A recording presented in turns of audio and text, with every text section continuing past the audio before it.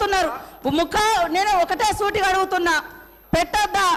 ఇవాళ మీరు వ్యవసాయం చేయనటువంటి బీడు భూములకు, లక్షాధికారులకు, కోట్లాది రూపాయలకు వ్యవసాయం పేరుతోటి రైతు బంధు కట్టబెడితే ఏ పేదోళ్ళైనా రోడ్ల మీదకి వచ్చి మీ ఇళ్ళ ముంగర ధర్నా చేసిర్రా? ఈరోజు ఆటోలను ముందు పెట్టి మీ అధికారం రావాలని ఎప్పుడు మీరు సెంటిమెంట్లను వాడుకొని ఒకరిని ముందు పెడతారు, ఆ తర్వాత మీరు వెనక నుంచి వస్తారు. ఇది మీ నైజం. గతంలో కూడా అగ్గిపుల్లలు దొరకక డ్రామాలు చేస్తే పాపం వేరే పిల్లలు ఆత్మహత్య చేసుకున్నారు.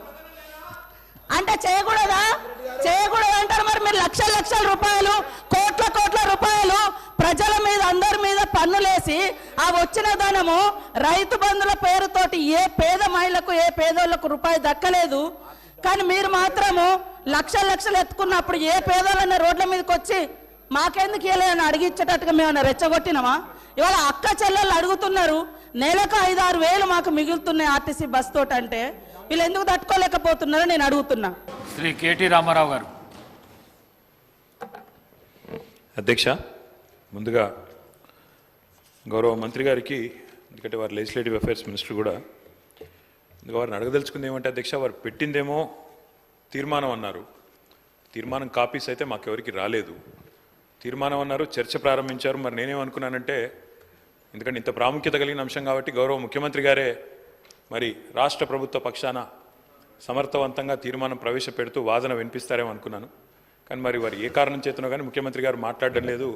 వారి సహచర మంత్రివర్యులతో మాట్లాడించినారు.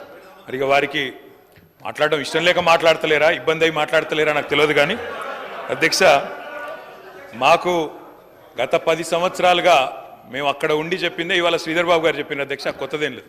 స్పీకర్ సార్, ముఖ్యమంత్రి అధ్యక్ష, మేము క్లియర్ గా చెప్పేది, మేము అధ్యక్ష అధికార పక్షంలో ఉన్నా, ప్రతిపక్షంలో ఉన్నా, ఏ పక్షంలో ఉన్నా మేము తెలంగాణ ప్రజల పక్షం అధ్యక్ష. మేము ఈరోజు ఈ కాంగ్రెస్ పార్టీ ప్రవేశపెట్టిన, కాంగ్రెస్ ప్రభుత్వం ప్రవేశపెట్టిన ఈ చర్చను ఎందుకు సమర్థిస్తున్నామో, ఎందుకు స్వాగతిస్తున్నామంటే, తప్పకుండా రాష్ట్ర విశాల ప్రయోజనాల దృష్ట్యా, రాజకీయ ప్రయోజనాల కంటే కూడా రాష్ట్ర ప్రయోజనాలు ముఖ్యం కాబట్టి, తప్పకుండా రాష్ట్రంలోని ప్రజలకు న్యాయం జరగాలి కాబట్టి, నిన్న కేంద్ర బడ్జెట్లో అన్యాయం జరిగింది కాబట్టి తప్పకుండా ప్రభుత్వం ఈరోజు ఏదైతే చర్చను పెట్టిందో దాన్ని మేము సంపూర్ణంగా స్వాగతిస్తున్నామన్న మాట మళ్ళొకసారి చెప్తా ఉన్నా అధ్యక్ష. ఇప్పటిదాకా శ్రీధర్ బాబు గారు మాట్లాడిన మాట, అక్కడ మేము 10 సంవత్సరాల నుండి మేము చెప్పింది అదే అధ్యక్ష, కొత్తదేమీ లేదు. అయితే వారు చెప్పిన దానిలో ఒకటి ఏమన్నారు అధ్యక్ష, వారు తెలంగాణ అన్న పదమే నిన్న బడ్జెట్ స్పీచ్లో వినబడలేదు అన్నారు. వాస్తవం, మీరు చెప్పేది కరెక్ట్ శ్రీధర్ బాబు గారు. ఎందుకు వినబడలేదు అధ్యక్ష? ఆనాడు ఉమ్మడి ఆంధ్రప్రదేశ్లో ఇదే శాసనసభలో తెలంగాణ అన్న పదం నిషేధించారు. ఈరోజు అధ్యక్ష పార్లమెంట్లో తెలంగాణ అన్న పదం లేదు అంటే దానికి కారణం ఒకటే అధ్యక్ష, అక్కడ బీఆర్ఎస్ లేకపోవడమే కారణం తప్ప ఇంకోటి కానే కాదు. గులాబీ జెండా ఎగిరినాకనే తెలంగాణ ఇక్కడ మెయిన్ స్టే అయింది, అక్కడ కూడా ఉండేది అధ్యక్ష. ఈరోజు అక్కడ లేదు అధ్యక్ష. కేంద్ర బడ్జెట్ చూసినాక ఇలా తెలంగాణ ప్రజలు ఏమనుకుంటున్నారంటే అధ్యక్ష, చాలా స్పష్టంగా లెక్కలు తప్పినాయి అధ్యక్ష. వివేక్ లెక్కలు తప్పినాయి అధ్యక్ష. 8+8 మామూలు గణితం అయితే 16 అధ్యక్ష. కానీ ఇవాళ 8+8 గుండు 0 అని తెలంగాణ ప్రజలు అనుకునే పరిస్థితి వచ్చింది అధ్యక్ష. ఇది వాస్తవం అధ్యక్ష. ఎందుకంటే తెలంగాణ గడ్డ మీద పుట్టిన ప్రతి బిడ్డకు కలిగిన భావన నిన్న కేంద్ర ప్రభుత్వ బడ్జెట్ చూసినాక ఈ 10 సంవత్సరాలు ఏదైతే అన్యాయం జరిగిందో అదే అన్యాయం కొనసాగింపుగా ముందుకు పోతా ఉంది అధ్యక్ష. కాకపోతే హాస్యాస్పదం ఏమంటే, మమ్మల్ని ఒక మాట అన్నారు అధ్యక్ష. ఏమన్నారు ముఖ్యమంత్రి గారు? ఏమన్నారు అధ్యక్ష?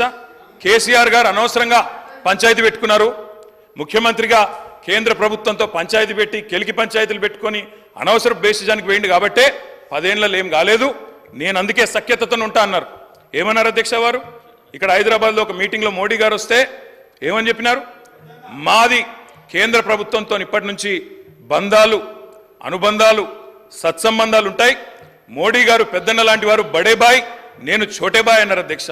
అన్నాదమ్ముల అనుబంధం మంచి అద్భుతమైన సినిమా పండించిన వేదిక మీద ముఖ్యమంత్రి గారు. మరి ఏమైంది అధ్యక్ష? ఈరోజు ఏం జరిగింది అధ్యక్ష? తనదాకా వస్తే కానీ ఇవాళ శ్రీధర్ బాబు గారు మాట్లాడుతున్నారు సవతి తల్లి ప్రేమ, కక్ష, వివక్ష. మరి మేమేం చెప్పినాం అధ్యక్ష? మేం చెప్పింది కూడా గదే ఇన్ని రోజులు. ఇప్పుడు మీ దాకా వస్తే మీకు తత్వం అర్థమైంది. వాళ్ళు ఎట్లా వ్యవహరిస్తారో, ఎన్నిసార్లు తిరిగినా ఎక్కే విమానం దిగే విమానం అన్నట్టు 20 సార్లు ఢిల్లీలు దిగినా ఆడ ఏం జరగదన్న విషయం ఇప్పుడు అర్థమైంది మీకు. ఇప్పటికైనా వాళ్ళ తత్వం బోధపడ్డందుకు చాలా సంతోషం అధ్యక్ష. కాకపోతే మాకు మీలాగా కొన్ని అలవాట్లు లేవు. మేము ప్రయత్నం చేసినాం, చాలా పనులు కూడా సాధించినాం. ఏమేం సాధించినామో కూడా మీకు చెప్తాను. కానీ ఇతరులు సాధించింది మా ఖాతాలో వేసుకునే అలవాటు మాకు లేదు. కేంద్ర ప్రభుత్వం ఆనాడు, రాష్ట్ర ప్రభుత్వం మేమందరం కూడా కొట్లాడి ఎలివేటెడ్ కారిడార్లు, రక్షణ శాఖ భూములు, ఇవన్నీ మా ప్రభుత్వ హయాంలో వర్క్ జరిగితే కాగితం మీరున్నప్పుడు వస్తే మేము సాధించినామని గొప్పలు చెప్పుకున్నారు. పర్వాలేదు, ఏం పర్వాలేదు. మేము 30,000 ఉద్యోగాలు ఇస్తే మీరు ఇచ్చినారని చెప్పుకున్నారు, అది కూడా పర్వాలేదు. కానీ ఇప్పటికైనా తత్వం బోధపడిందేమో అని చెప్పి నేను భావిస్తా ఉన్నాను. గౌరవ కేటీ రామారావు గారిని కోరుతా ఉన్నా.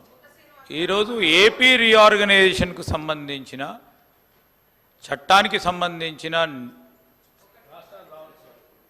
ఆధారం తీసుకొని రాష్ట్రానికి రావాల్సిన హక్కులు, నిధులు, విధులకు సంబంధించిన అంశం విషయంలో ప్రస్తావన చేసుకొని పోదామంటే సార్, దానికి వారు చెప్పే ప్రతి అంశంపై మరొకసారి వేరే విధంగా చర్చ పెట్టండి.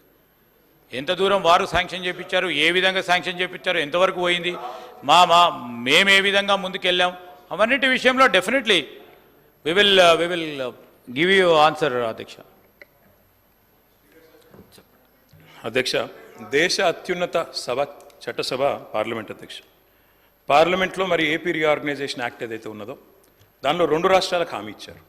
అందులో 2014లో పాస్ అయినప్పుడు ఇటు ఆంధ్రాకి ఇటు తెలంగాణకి ఇద్దరికి కూడా హామీలు ఇచ్చినారు. ఇప్పుడు వారు చెప్పినట్టు 35 పైచీలకు హామీలు ఇచ్చారు. కానీ నిజంగా కూడా బాధాకరం అధ్యక్ష. ఒక రాష్ట్రానికేమో చేయూతనిచ్చి మరొక రాష్ట్రానికి చెయ్యి ఇవ్వడం, మొండి చేయి చూపట్టడం అనేది నిజంగా కూడా మంచిది కాదు, ఇది అన్యాయం. తప్పకుండా ఈ తెలంగాణ హక్కులను ఇవి కాలరాయడమే అవుతుంది. వ్యవస్థీకరణ చట్టానికి ముఖ్యంగా తూట్లు పడవడమే అయినట్టుగా మేము కూడా భావిస్తూ ఉన్నాం అధ్యక్ష. పక్కవారు బాగుపడితే సంతోషపడతాం. ఆంధ్ర రాష్ట్రానికి డబ్బులు ఇచ్చారు, సంతోషం, ఇబ్బంది లేదు. కానీ మనకివ్వలేదు అనే బాధ మాత్రం ఇవాళ తెలంగాణలోని ప్రతి బిడ్డలో కూడా ఉన్నది అధ్యక్ష. ముఖ్యంగా కొట్లాడి తెచ్చుకున్న తెలంగాణలో ఇంత చిన్న చూపా కొట్లాడి తెచ్చుకున్న తెలంగాణ మీద అనే ఒక బాధ తప్పకుండా ఉన్నది అధ్యక్ష. అధ్యక్ష, తెలంగాణ హక్కులను ఎవరు హరించినా, ఎవరు ఇబ్బంది పెట్టినా తెలంగాణ ప్రయోజనాల విషయంలో తప్పకుండా వారి మెడలు వంచే బాధ్యత మరి తెలంగాణ కోసమే పుట్టిన పార్టీగా, తెలంగాణ గడ్డ మీద పుట్టిన పార్టీగా బీఆర్ఎస్ పార్టీ అనే మాట నేను మళ్ళొకసారి గుర్తు చేస్తా ఉన్నా అధ్యక్ష. అధ్యక్ష, కేసీఆర్ గారి పోరాట పటిమ గురించి చెప్పాల్సి వస్తే, మేము చేసిన కార్యక్రమాల గురించి చెప్పాల్సి వస్తే, 10 సంవత్సరాలు కేంద్రం మీద మేము చేసిన ప్రయత్నాల గురించి చెప్పాల్సి వస్తే, రాసుకుంటే రామాయణం అంతా, చెప్పుకుంటే భారతం అంతా అని అంత కథ ఉంది అధ్యక్ష. కానీ కొన్ని మాత్రం తప్పకుండా మీ దృష్టికి తీసుకొని రావాల్సిన బాధ్యత మా మీద ఉన్నదని నేను భావిస్తా ఉన్నా అధ్యక్ష.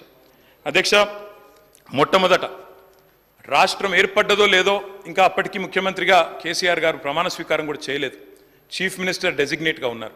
7 మండలాలు తెలంగాణకు సంబంధించి అన్యాయంగా ఒక ఆర్డినెన్స్ ద్వారా మరి ఆనాడు పోలవరంలో ముంపులో భాగంగా ఆంధ్రాలో కలిపితే మొట్టమొదటగా స్పందించింది, రాష్ట్ర బంద్కు పిలుపునిచ్చింది, ఆనాడు అప్పటి కేంద్ర ప్రభుత్వాన్ని వ్యతిరేకించింది మా పార్టీ అధ్యక్ష. ఆనాడు ఇంకా ప్రభుత్వం ఏర్పాటు చేయకపోయినా కొట్లాడింది మేము అధ్యక్ష.